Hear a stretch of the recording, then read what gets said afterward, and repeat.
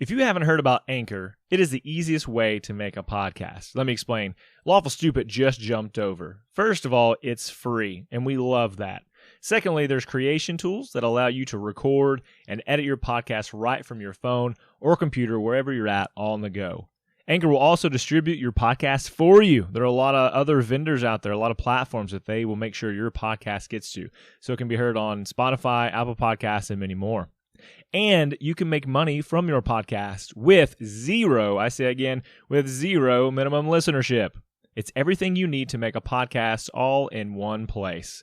So download the free Anchor app or go to anchor.fm to get started. Last time on Lawful Stupid, Shane doesn't actually know this one because as of this recording, he hasn't listened to our boy Rowan and his interlude adventure. Yes, I was not there, so I don't know things. That will be the first time you'll ever hear Kristoff admit that he doesn't know something versus just pulling it out of his rear. I mean, I know exactly what he did in the arcade wars.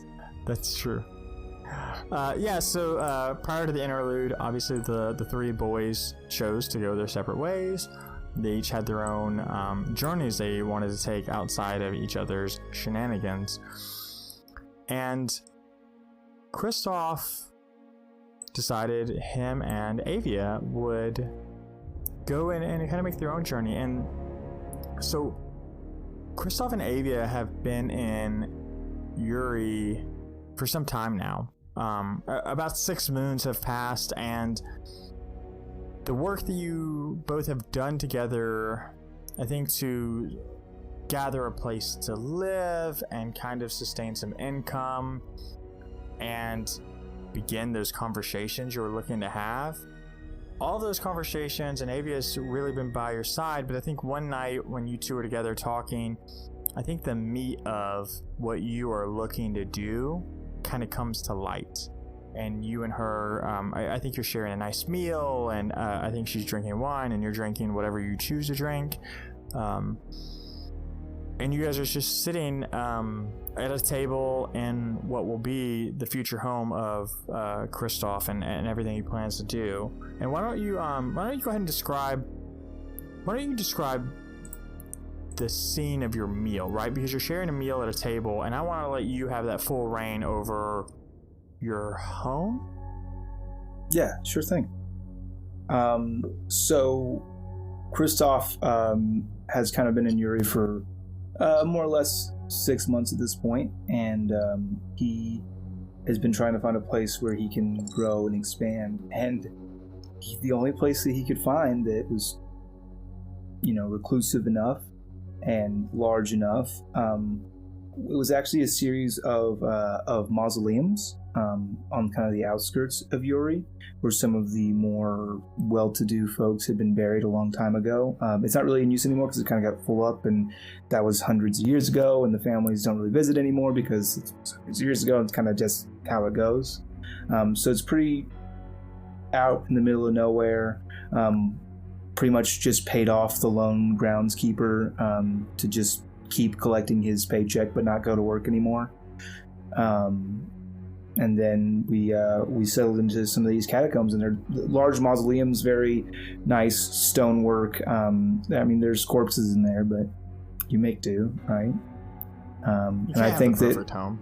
Yeah, you can't have the perfect home. So I think that we're kind of we would be sitting in one of the larger, fancier mausoleums, maybe very ironically a noble's entombment that we would be sitting in. We kind of made like a makeshift all-purpose table over where his body was laid in the stone. So it's kind of like our planning table, our war table, our dining room table. It's kind of it's like the table. And we'd be sitting there. She'd be having some wine, some of her very fancy alchemical wine. It's maybe a pale green that it's treated specially alchemically so that you can drink a bunch of it and not get a hangover. And then Kristoff would be enjoying a simple red wine, thoroughly watered. He trusts Aavia at this point to water his wine appropriately, just enough to keep him good, keep him level-headed, keep him straight. And then we'd be having a pretty simple dinner.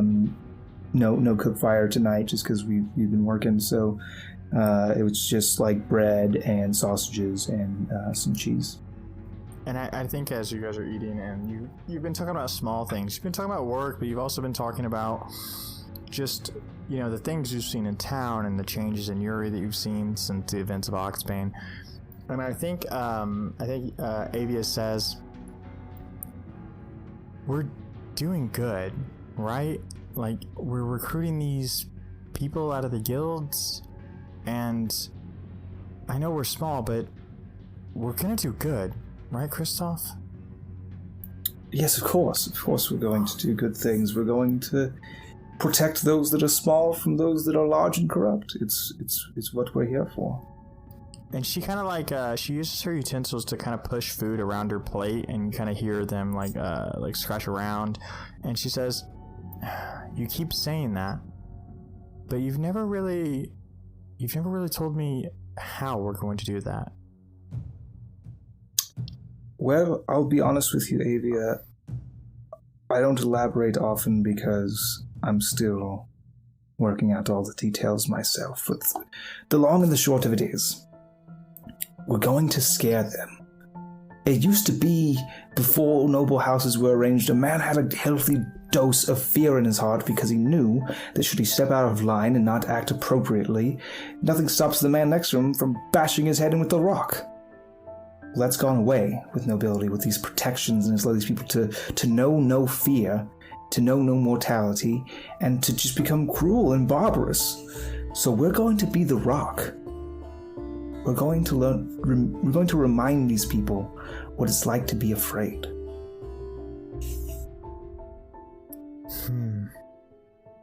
But I'm not sure that I want to hurt people or kill them. Is that what you're suggesting? Oh, mercy me, child, no. Absolutely not. That's not the nature of our... I mean, you've seen what our recruitment list looks like. We're not here for the strong and the brave and the battle-hardened. We're here for the tricksters, for the rogues, and for the ones who can whisper, and the ones that can make that whisper carry a large distance. We're here to utilize information, leverage, and fear in a primal sense to scare people. If it comes to blows, honestly, our first strategy should be running. And as you say that, I think her shoulders slack a little bit. This burden that she's been carrying slides off of her. And she says, it's really good to hear, Kristoff. We've been doing things that, honestly, I probably wouldn't have done if not for you. And I was just worried that I was walking down a path that I can't walk back from. And I just wanted to make sure that the person I was following was somebody worth following. And I don't mean to doubt you. It's just, there's a reason I left my old life. I was doing things that weren't for me, and I want to make sure the things that I do with you, they're things I do beside you. And they're for me just as much as they are for you. Absolutely, Aavia. I need you here to keep me level-headed. If for any reason we start heading down a path that is no longer for the good of the people that need it most, you have to tell me. Because I get strength from my convictions, and I get a little riled up. But I genuinely believe that what we're doing is just and good. And she takes a drink from her glass and she says, Yuri's changed so much since we've gotten here. So much from what you've told me and from what I've heard from other people. Just so much in the last year. And I don't think the people that run Yuri should continue to run Yuri. But I don't know that bloodshed is the way to do it. And I want to believe what we're doing makes sense. I need you to tell me what we're doing is for good. It is absolutely for good, Aavia. We're going to protect people, and we're going to do it without shedding a drop of blood, if all goes well. I think it can be done. I think that fear is powerful, and I think that information is powerful, and I think that if we are smart and patient and true to our cause, we can do this without hurting anyone. And she kind of smiles as you say that, and she asks, and I think she's asked this question of you a couple times, and I like to think that Kristoff has kind of talked around it so far, but I think she says, where did you learn all of this? Where did you learn to be political? To be cunning in these matters? I learned the finer points of politics, the good, decent part of ruling and managing and leading from my father. But that wasn't enough to do what we are doing now. I learned the callous parts of politics, the callous, the dark, the less than honorable parts of leadership and the burden from my brother. And she says, you don't talk of him much. Of all these nights we've shared, you don't... I can count on one hand the amount of times you've mentioned him. Why? Why is it like that? He took everything from me, which is fine. I can harbor a hatred and do so without restricting me on a day-to-day basis, but now, on this path that I've taken, I have to use every betrayal, every foul deed he's ever done to me, and I have to learn from it. I have to embrace and I have to cut away that which is cancerous and salvage the rest. So I think about him every day, and it's exhausting. And I think she puts her hand on yours and says, that's a terrible burden to bear alone. Well, I'm not alone, Aavia. You're here. And I think she blushes a little bit, and I think over the 6 months that you guys have spent together, she's blushed a few times, but they're very rare and they're very, very, very specific moments. And she says, well, I'll stand by your side, not in front of you and not behind you, and I'll make sure that we do right and we don't get lost in this. I refuse to go back to what I once was, and I think with you by my side and me by yours, I think we're going to do something great, something grand. And I think if we just keep going, not only Yuri, but Orenthal, maybe more they won't have to deal with those who are worried about power and gold and influence. I just want the innocent to have a choice, I think. Absolutely. I don't want another single family out there to be used as a pawn in some game for gold and glory. That's really where I'm at. So, I would be happy for you to stand beside me. Now, when every noble house in Orenthal comes knocking at our door, I think I'd prefer you to be standing in front of me then, but for now...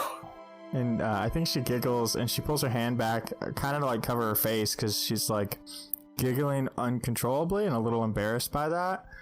And she says, well, right then, I suppose I can stand in front of you. But we both have our strengths and weaknesses, I suppose. One more thing, and I promise I won't keep poking at you for such intimate questions. Sure. Have you ever thought of going home? I think of silence. I never actively consider going home. I can't do that, but every single night I dream of it. And she puts her hand on Kristoff's and kind of squeezes it and says, when we're done here, I promise you, one day, I'm going to take you to your home. And I will help you make it right. And when you choose to share everything with me, I'll help you. We'll make your home what it should be. That's a very nice thought. Thank you, Aavia. And I think the two of you finish dinner and continue your planning and continue your talks. And I think you talk about recruits that you've been working on this week. And it's a relaxing dinner like many nights you've had before, because I think you typically have shared dinners and pretty much been each other's best friend. I think we've been inseparable since we got to Oxbane. Or since we left Oxbane, rather. Right, despite whatever adventures you go on during the day to complete your tasks, you end up coming back to each other. Yeah. And so that image of you two having dinner, it begins to fade as months pass and suns rise and fall, and we see Kristoff. I think he's at a tavern, and it's one of the darker taverns in Uri. In Uri. And it's like the candles are low, and we see someone in not someone but like a triplet of these like elves, and they get up from the table that Kristoff is sitting at, and Aavia by his side, and they depart. And Aavia says to you, Kristoff, and again you guys are like tucked back in the corner, she says, I think that went as well as it could have. Yes, absolutely. I think we've swayed them to our way of thinking. We're doing quite well. Those three actually, their resume, as it were, is quite impressive. Absolutely. Our little hole in the wall mausoleum is starting to have the pitter patter of tiny assassins and spies. And like as you're saying that, Frost and Wendy stroll up to your table and without question, without speaking, sit down. And Aavia, you can already feel her not love this. Not only does she not really care for Wendy, but she doesn't care for anybody who approaches the pair of you without some type of introduction or respect, right? Yeah. And so you can kind of feel her tense up. And Frost says, we need to talk, Kristoff. Yes, of course we do. It's been too long, Frost. How have you been? Well, admittedly, I would be great. However, I'm hearing, we'll say, rumors. Hmm? There are people missing Kristoff. People from my guild, people from other guilds, people from guilds I don't necessarily love, but people missing all the same. And it's weird. These rumors keep coming back to you. It's not necessarily weird, Frost. It's because I'm directly responsible. It actually makes perfect sense. And when you say that, he is caught off guard. He wasn't expecting you to just straight up accept the blame. And before he can respond, Wendy she does say, Kristoff, what are you doing? And she slams her fist down on the table. This is not a game. It's not a game at all. I'm doing what you taught me to do, what both of you allegedly stand for. You're architects. Your entire job is to build things. I'm building something. No harm has come to anyone who was once a member of your guild or any other. I'm not stealing them away in the night. I'm not coercing them against their will. They're not hanging from hooks in my bathroom. And yet we don't know that. We haven't seen them some of them in months, some of them almost a year. They've been very busy. And you hear Frost say, Kristoff, this is not a laughing matter. It's not a game either, I've heard. I came to you out of respect. What you're doing, it's not making friends among the guild. Among the guilds, they're not happy. They won't continue to stand for this. There are people missing, vanished without a trace. They're going to put a stop to you. I understand, Frost. And that's why I need you to do me a favor. You think I came here to do you a favor? I came here to stop you, and I thought it best to have a conversation with you. Frost, I've been nothing but honest with you. I've never done anything to harm you or anyone that you've cared about in the entire time that we've known each other. And I'm asking for a favor.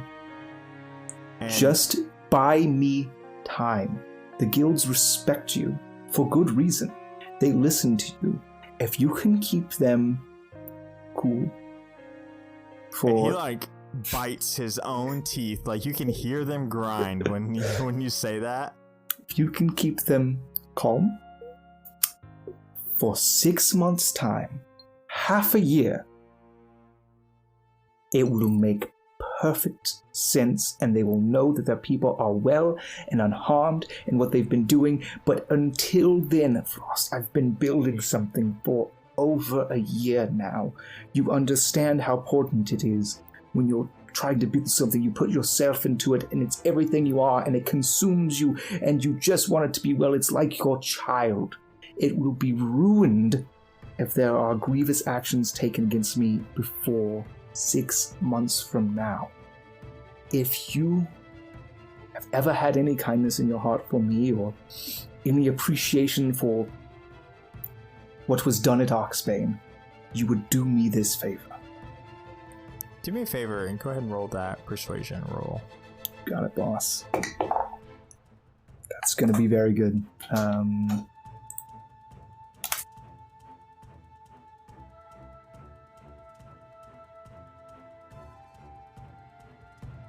That is a 25.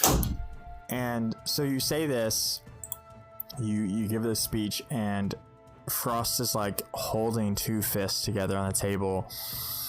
And you can feel at your side that Aavia has placed her left hand on this blade that she keeps on in her her pants, I guess is the best way to say that, but it's not really a pocket, but it's like a loop in her pocket that she keeps a blade. And so you can feel that she's getting ready to make that move, and Frost says, I can't buy you 6 months. I can't. I can't.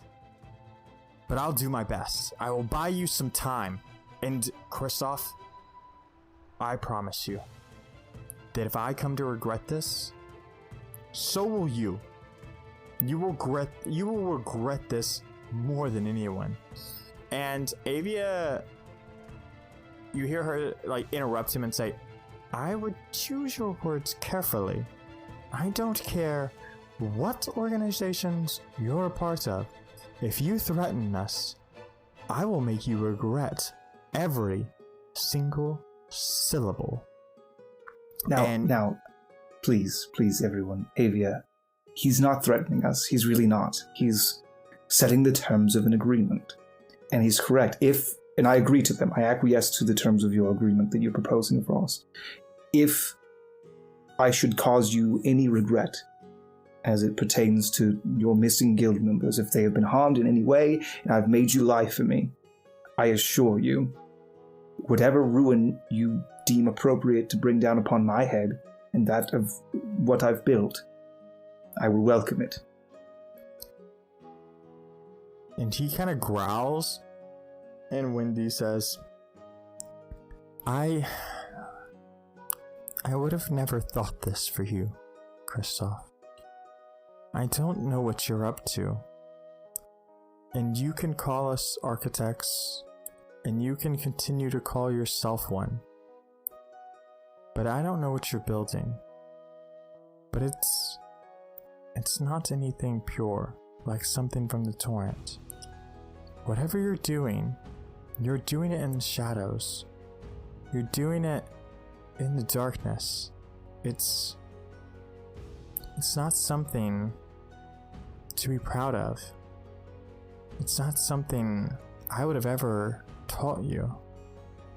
Don't put that evil on us. I will, of course, respect your wishes, Wendy, but I implore you, don't think of it as something that is hidden away, something that I'm blocking away, that I'm ashamed of. I'm just trying to make a grand reveal. And Frost says, honestly, Kristoff, you're no better than Findle. And he's missing all of his marbles. I don't know what your excuse is, and I certainly don't know this game you're playing at. And for the life of me, I have no idea why I would even trust you. And I'm not saying I do trust you. I'm not. But the respect I have for Findle, and the respect I have for you and the things you did in Oxbane, I will buy you time. But mark my words, Kristoff. If you do something, and whatever your plan is, goes against our guild or our way of life, I will hunt you down. And I will make a ruin of everything you've built. And I know you find me a fool, and Findle makes jokes, but it is not something to take light of. When one of the stewards of Goron is after you, and he places the shard on the table, like he's got an iron grip on it, and you can see he's white knuckling his artifact, and he says, you know very well I have the ability to follow through with these threats. Absolutely. For whatever reason, Frost, if you think I think you a fool, you are mistaken only on that count. I hold you in a high esteem. We may not always see eye to eye on a personal, philosophical level, but you're not a fool, and I know that. And I think that what I'm building, when you see it, perhaps as a guild leader, you will not approve. But I know that as a steward who's vested in the interest of every living creature on Goron, you will be so proud. And Wendy responds to you and says, you keep talking in all of these riddles. It's not And Frost interrupts her and says, "We've said our piece, Wendy. We can't expect anything more than what we've already tried to convince him of." And he like stands up and kind of pulls her, like gently, not like in like this harassing way. He like pulls her and says, "Kristoff, I hope, for both our sakes, we are not on opposing sides in this matter." And as they begin to walk away, Aavia is the first to speak as they like are making their way out, and she says, "Farewell. I enjoyed this." And you just hear the sinister like venom in her voice. I think Kristoff kind of chuckles at that, but then just is deflated as soon as he's been very almost puffed up and resolute about everything since the conversation began, but as soon as they walk out the door, it's just gone from him. And so as you kind of like collapse into yourself, I think Aavia and you have grown even closer over the time together. And I think she puts her hand on the nape of your neck and just apologizes. Like, I think she apologizes for them and for her and for everything that you've had to endure and the things you have to bear on your shoulders. And I think at the end of that apology, she says, "They're going to understand. I promise." I sincerely hope so. I knew that when I set down this path, there would be those who would oppose it. Obviously, I mean, it's radical thinking, but I really hoped Wendy wouldn't have been one of them. Go ahead. It is a heavy blow to lose her respect. I think no matter how cool and calm you've ever seen Aavia to be, when you say that, she kind of like withdraws from you, and she says, I understand. I can see," and you kind of hear the words through gritted teeth, I can see why her opinion matters to you." Come now, Aavia. She's no competition of yours. There's no reason to raise your heckles. I made a choice. 1 year ago, I made a choice, and there's only been one person who's been my side since I made that choice, and it's you. So, as heavy as a blow it is to lose the respect of Wendy, if I were to lose you, I would truly be lost. And I think she smiles like weakly at that and is like, I don't mean to be this way. I'm sorry. That's foolish of me to think like that. It's okay. I don't blame you. We'll go home. No water in the wine tonight, I think. And in the morning, we will resume our work. Let's not forget that we did a good thing here today. 3 new powerful allies for our cause. That is cause for celebration. And she smiles and she says, "We should also discuss you laying low. I don't think those two are going to keep it to themselves for very long, and we need to figure out how you can move around without causing more suspicion." I've had thoughts on that, and I have some schematics I would really appreciate you taking a look at. I could use your expertise. But yes, for now, I don't think there's a reason for me to come out of hiding for the next week or so. We've got enough agents now to stand idle by for a couple weeks and still get the job done. So we'll do that for now, and then maybe we can present a more long-term solution. And she smiles and she says, "I'm sure we'll figure something out." And the two of you kind of exit the tavern, and as you kind of walk through the threshold and into the darkness of the alleyway, the vision kind of fades, and we see the clock wind forward. And it winds and winds and winds, and you're at this lavish castle.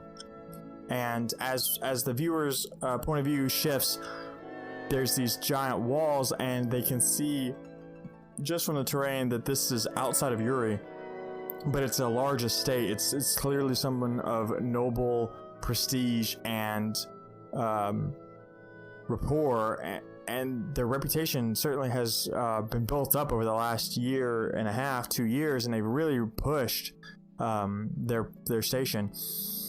And there's lights and music and the smell of sweet foods. There's pie and there's pork and there's vegetables that are steaming, and it's this beautiful gala, this beautiful ball, and there's elves and there's some orcs and dwarves and humans, and they're all wearing beautiful garments and beautiful masks, and it's a masquerade ball. And you just see this almost scene from a movie of everybody having a good time and talking and dancing, and there's a band on stage, and there's whispering of like the fact that band was not the original entertainment. Like some of the nobles have talked about how like there was supposed to be a more famous like entertainment, but they ended up dealing with the fact that they're using this band instead. And I think we smash cut to Kristoff.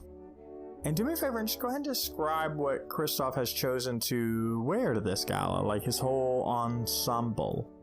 It has been so long since Kristoff has worn clothes this fine, but he just feels at home in them, right? He's wearing like a fully dudded out suit. It's kind of a military style suit, which is very common for folks from Silence royalty. They're just traditional garb, looks almost admiral-like in nature.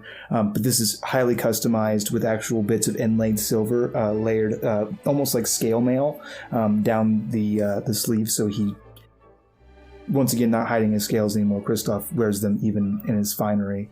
And he's wearing just this resplendent silver mask that comes down full snout to look like it's like a half mask, but it resembles a silver dragon. And so he's wearing that. He's wearing the suit and double tails on the suit, just looking real nice.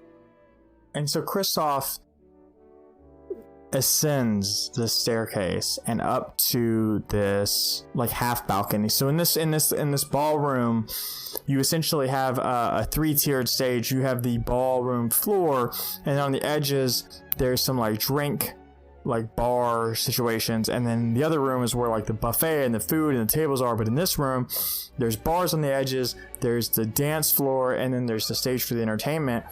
And the balcony that you've ascended to is almost middle tier, and then above that there's like these rafters, right? And you can see these railways, and Kristoff can certainly see and recognize like this type of scenario, right? Because he's been in enough ballrooms and he's been in enough castles to kind of see this format.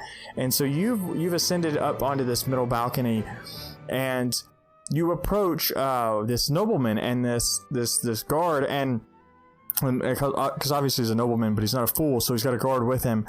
And as you approach this nobleman, you recognize an old friend of yours. And while you'd heard the name, you thought surely there was a mistake, despite the reports you've heard. But to see him face to face, you see Count Eckenbar. And he smiles and greets you kindly, and he says, I am so glad you could make it. Eckenbar, you old so-and-so, you owe me money. And he smiles and he says, that is not something I'm short of these days, dear friend. I can see that. What brings you to my little ball? I don't remember you being on the guest list, as it were. Galas these days, Eckenbar, they'll let just about anyone in.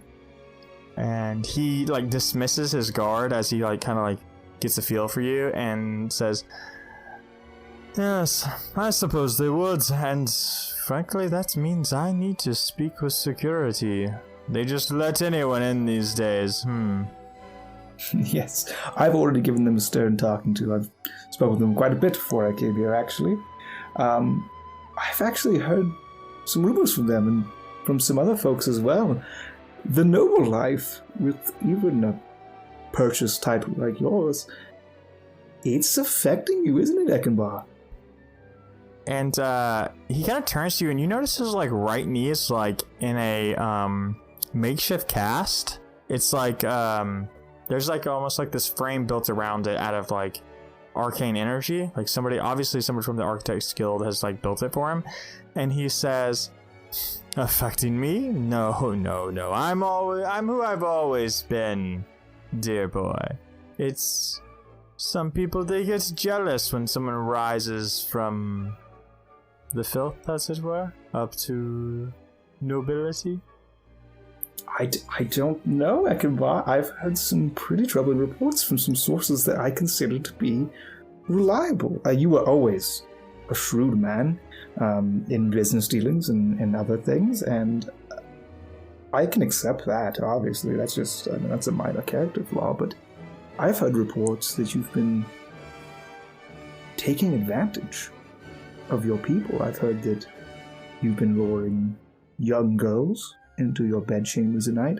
I've heard that you've been making folks within the town that have raised inquiries disappear. But you're no magician. You can't make people disappear, so that would mean you've been killing them.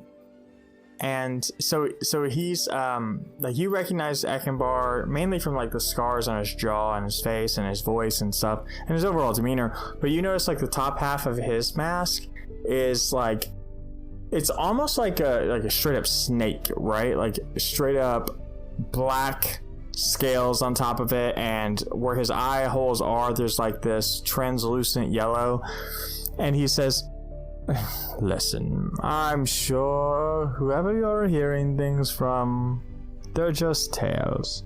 Quite stories that jealous people make up when they can't grab life by the horns, as it were." You're probably right, Eckenbar. In fact, I owe you an apology. Not for any of the things that I just said, but because I've been in town now for 2 whole weeks. And I didn't come and say hello. That was very rude of me. But some of these things that I've heard in the last couple weeks, I've seen you firsthand committing these atrocities against your people. So I do apologize for not stopping in and saying hello, but you can see why I needed a bit of secrecy. And he kind of looks at you kind of nervously, because he's definitely heard some rumors about some shifting in his own like abode or his own estate. And he says, "What game are you playing at? I'm too old and too tired and frankly too noble to be dealing with these things. Spit it out." Well, first thing, I have a request that you never use that word to describe yourself ever again. Noble is not a word that suits you, I assure you. And then I just wanted to tell you some things that I've noticed. I've noticed that you made that young man disappear from the docks last week. I noticed that he cried and pled for mercy, that you obviously couldn't hear him, so I know that you're hard of hearing. I know that your knee troubles you terribly. I know that every night you take a salve, an unction, and quite a deal of brandy of all things to help you deal with the pain. I know this because I've seen it firsthand, in your chambers, at night. Your security really does need to be upped quite a bit, my friend. And he like steps back as you're like giving this speech to him, especially as you talk about like his bedchambers, and like he puts like his hand on this like dagger at his side, like the hilt of it. Oh, I don't think you could make a motion towards me, because another thing that you don't seem to realize is that the workings of the Architect Guild, though beautiful and fantastic, as easily as they can be worked, they can be unworked. And I am going to tap into the torrent, and I'm going to basically screw up the formula that manifests this knee brace into existence. So you're just trying to dissipate it, or you're trying to do something different? Just to try to stop it from performing its typical function. So if that means locking up completely, if that means completely dissipating, if that means coming undone. So I think it acts like a normal brace, right? Like without it, he would not really be able to put pressure on it. So I think what you do is you disassemble it, and it ends up like squeezing his knee, and so he like kind of reaches down and stop it, put it back. Not until I'm done speaking. Afterwards, I assure you I will restore it. Until then, I'll speak at you from 2 paces away, because that seems to be more than you can currently manage. I want you to understand exactly the position that you're in. You don't walk unless I want you to walk. You don't take a single step.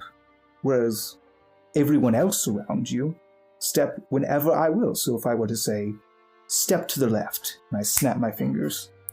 And you notice in the ballroom where this like dancing has been occurring, and these noblemen, these knights, and all these other famous and powerful people of Uri have been dancing. They're not like slow dancing, and they're not dancing wildly. It's like these more traditional dances that you would have back in those times, where everybody kind of knew a few dances, and all of their partners kind of step left out of turn, and something almost inconceivable happens that their partners don't understand. Like their masks, which were foxes and peacocks and phoenixes and you know, wolves and these other like feline beautiful creatures, their masks change on these beautiful women.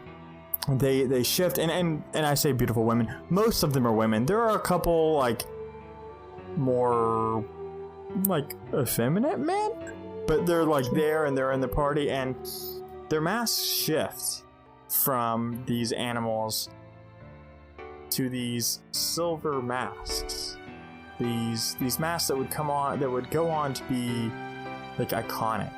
And so it's something that only you and Ekenbar really witness. And you hear him say, what have you done?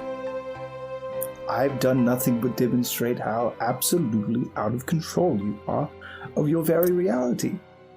If I say that things should slow down, and as I say that, I think the dancing begins. Oh. Yeah. When you say that, there's these steps coming up from behind you, and they kind of echo, right? They slow down, and the dancers, as they're shifting, the world almost goes at half speed, and everything can be seen and heard in slow motion, except for you two. Or if I should say that they should speed up.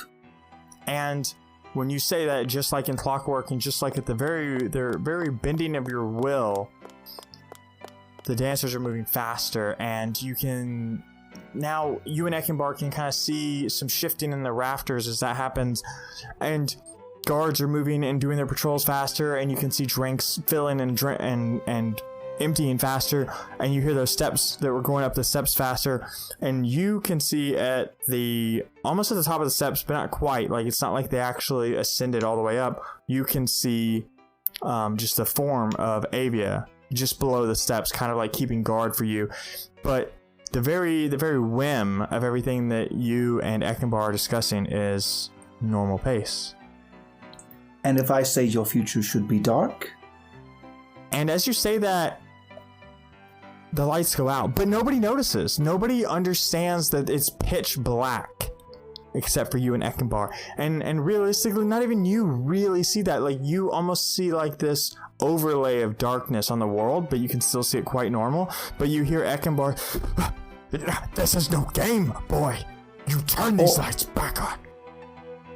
Or if I should say that your future should be bright. And as you say that, like that veil of shadow lifts from the ballroom, and everything is still moving at that rapid pace, and it's almost like time is fast forwarding while the two of you sit in this almost null zone, and Ekenbar like grabs the railing and pushes himself up despite his knee and says, "I will not be threatened by you." Now, Ekenbar, you heard about what I did in Oxbane, yes? How I went into the belly of the beast, how I stared through the door to hell itself, and how it changed me and gave me some unique abilities.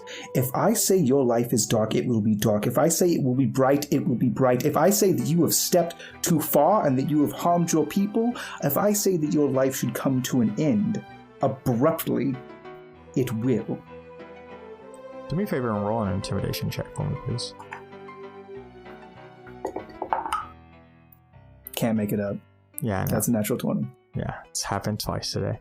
And so Ekenbar like drops to his knees, and he like puts his hands on this like marble balcony, and he says, "What would you have me do?"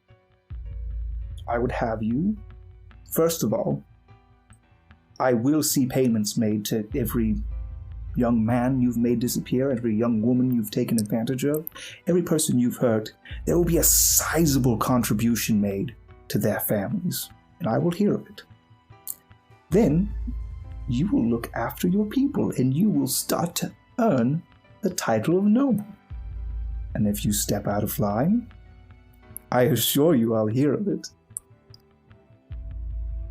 And as you say that, Ekenbar, his like brace kind of loosens up, and he kind of gets to his feet, and he leans against the railing, and he says, "Anything else?" I am not an unreasonable man. I want you to continue to be Ekenbar. You can continue to do shady deals, and you can seek personal wealth, and you can do all the things you want. You can sleep with all the young women you want, but they will be paid for. They will be willing. They will be consorts. That's fine. You do whatever dark deeds you must do. But if I should hear that any harm should befall anyone that you have taken a sworn oath to protect, I will come back, and just as I've sped up your little gala here, I will speed up your life. I will watch you age and turn to dust before me in an instant. And I think as you say that, and not necessarily on your cue, but the balcony around you kind of starts to age, and you can immediately tell this is an illusion. Like you have no problem seeing this is an illusion, but Ekenbar doesn't. He can see the balcony kind of aging, and he kind of looks at his hands they're starting to age, and he says, "Make it stop! Make it stop! Oh, okay, make it stop!" And when I put my hands out. Yeah, when you raise your hands almost as to wipe free of this illusion, it does just that. And Ekenbar's panting. He says, "You win. I agree." And then just one last thing. You owe me 170 gold pieces. And he almost laughs. He like laughs heartily, and he says, You have some nerve."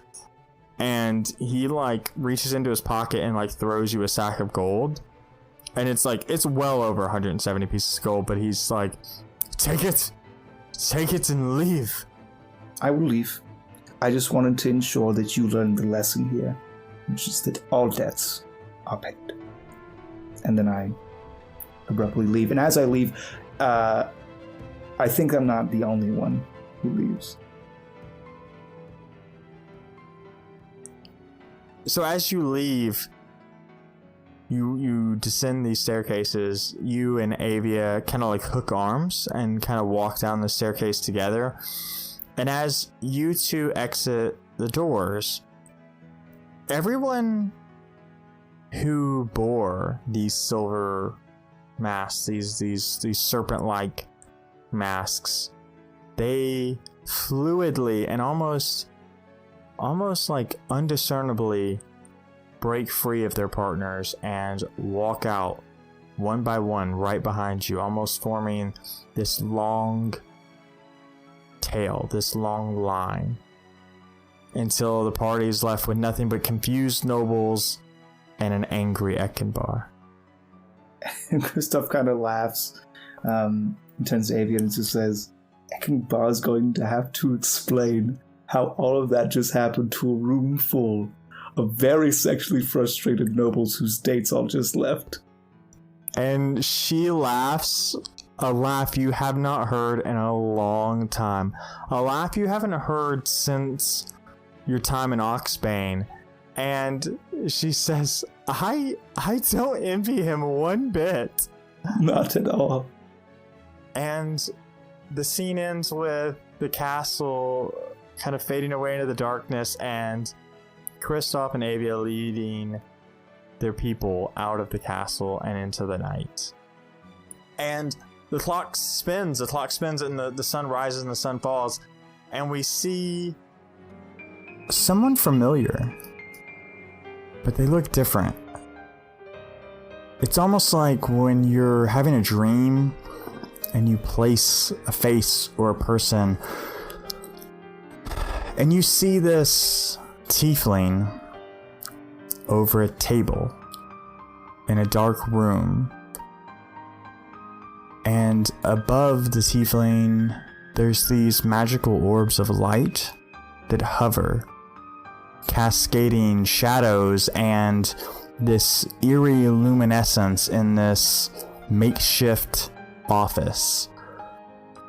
And this silver mask reflects off the light as it bounces through the room and off papers and off this glass of almost transparent red wine. And you see the silver masked tiefling read a letter, and there's this anger to it, and he sits it down and he picks up another letter, and just more frustrated by the last.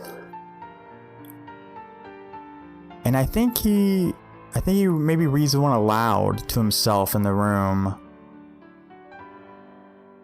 as he's doing so.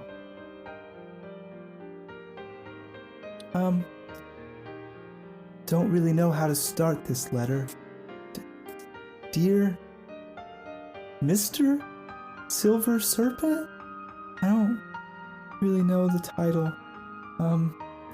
I'm a scullery maid in the town of Heimerdinger, and I don't know who else to turn to. It's our Lord Byron.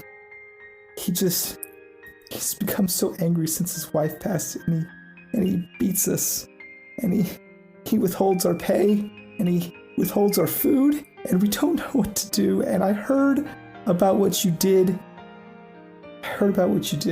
And I just thought maybe I didn't have anywhere else to turn. I hope this letter finds you well. And I think the Silver Serpent slams the letter down and picks up another one and reads another one. Hey there, Mr. Silver Serpent. It's me, Sheriff of Townville. You ought to know, our Lord has been preparing for war. We don't know how, we don't know why, we don't know with whom, but I suspect it's the neighboring fiefdom of Villetown. And I think that, well, this war ain't gonna do nothing but line his pockets, and lots of good men are gonna die. So if you're into doing that thing that I heard that you're into doing, let us know. We could use a Silver Serpent on these parts, Townville. And he slams that letter down, and then he reads another one, and it begins with, Silver Serpent, I hope this reaches you, and maybe you're the person for it. But our king, he's becoming abusive, and you slammed, the Silver Serpent slams the letter down, and the next one, Silver Serpent, please help. Slams it down, and he does this for more letters than seems wildly appropriate. And he's reading a letter more carefully than most, and that's when the door kind of creaks open, and it reveals Aavia. But not the Aavia we remember seeing. Not the Aavia with almost like pirate robes and this like carefree appearance. She's wearing noble clothes, and she's wearing nice garments and this traveling cloak that was clearly fastened for royalty, and like these beautiful traveler's gloves, and of course it's all in tones of blue and leathery browns, and she says, Kristoff, yes. There's something you're gonna want to see. I hope it's not more damn letters. And she says, it's a message, all right. And she kind of walks in, and on her left traveler's glove, there's a like raven sitting, made of like shadows and smoky tendrils. And she kind of reaches her arm out, and the raven like leaps from the glove and bats its wings real hard and like strikes you in the face. And like you begin to see this vision. And as Kristoff's struck by this shadow raven, he hears a voice. Like it's not like the time stops around him, but what he hears almost happens in an instant. And he hears this voice, and he, in his vision alone, sees Svan. And Svan is not in the same armor that you've seen him in before, where you've seen him in these like dress clothes when he was a Justicar in Oxbane, and then you've seen him in what mostly looked like ceremonial armor when he fought in Oxbane. It was just what he had. He is in his like straight up combat armor. It's the very armor that legends were told of the Herald of Storm, and he's wielding this weapon and it's at his side, and as he like speaks to you in this message, and he says, Kristoff, I send you this message, and I hope this raven finds you, but I need your help. I've already sent word to the others and to the friends that I've had, but I need you. There is danger. Henry is in danger. Atlas, I believe he's in danger. But I need you, and I ask of you, and I know you're busy, and I know you have your own things. I'm not a deaf man. But I need you to meet us. I need you to meet us in Whisperwar. Because there is something going on that Goron can't handle. And I know you can make a difference. Atlas, he will be coming, and I hope the Raven finds Rowan. But I've requested you all find Whisperwar, because Silence and Goron, it needs your help. And as the message ends, you kind of see that it's almost like a recording, right? Like he's like recording himself with this spell, and when he's doing that, you see one of those fiends kind of appear, and Svan has to like fight it off. And as he fights it off and dispatches of it, he says, "There isn't a lot of time, and it's getting worse. But I know you boys won't come alone. please, help us. And as he says that, like, the shadow vanishes away, and you and Aavia are standing together. And she didn't witness any of this, but she kind of sees that, like, you did, and she says, What was that about?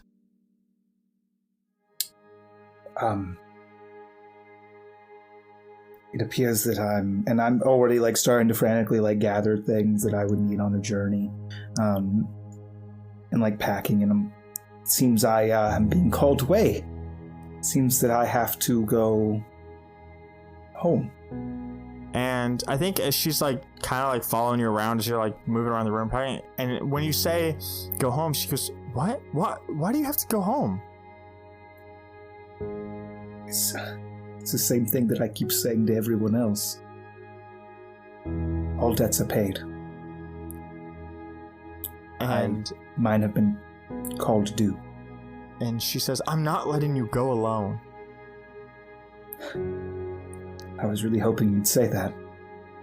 But I don't know if we can both be gone from here.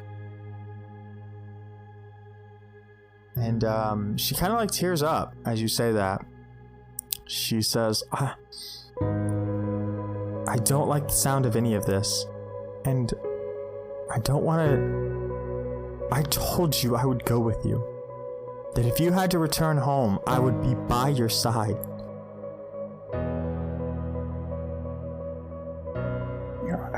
I would very much like for you to be there. We just made our big debut. The letters are coming in more so than I thought they would. We'll have to take some time. See if we can both afford to be gone for as long as we may be gone. We've got some good agents. We might be able to keep this thing running without us. We can't throw away everything we've worked for. She, like, collapses into your chair, almost defeated, and says, you're probably right. I don't like the idea of it. Being gone from you, and I know that whatever you're about to get mixed up in, I know you. It's not safe. No, it's very likely not, but don't forget. And I reach into my vest and I pull out the coin that she gave me in Oxbane nearly 2 years ago, and I kind of flick it and catch it. No matter how far I go, I'm never that far away. And she smiles, this defeated smile, and says, we'll talk about it, and if you think it's best for me to stay here, I told you I would be by your side no matter what that means. But you have to know I would rather be by your side. That was the deal we made. And as the two of you, as you pack, and as she sits, now heavily drinking your wine, yeah. The two of you discuss matters that you've been working on and things to come, and your travel plans. And I think you were pretty much ready to immediately leave, and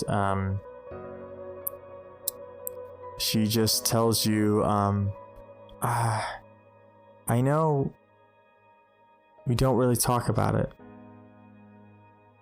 but I care about you very much, Kristoff. And I care about you more than almost anyone in the entire world. It's more than anyone in the world. You've been so loyal and so good to me. I don't think I deserve it. And I think she smiles at that, and I think that's where your scene kind of fades as you're packing, and she's drinking, and the discussion that you guys have is murmured, and difficult for both of you. And I think that's where we end the interlude of Kristoff.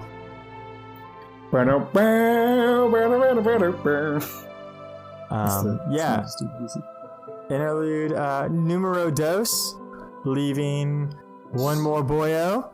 Oof. So if you've been with us so far, it has been a rough journey, emotionally, for two boyos. Yes. We will see what the third one has to bring.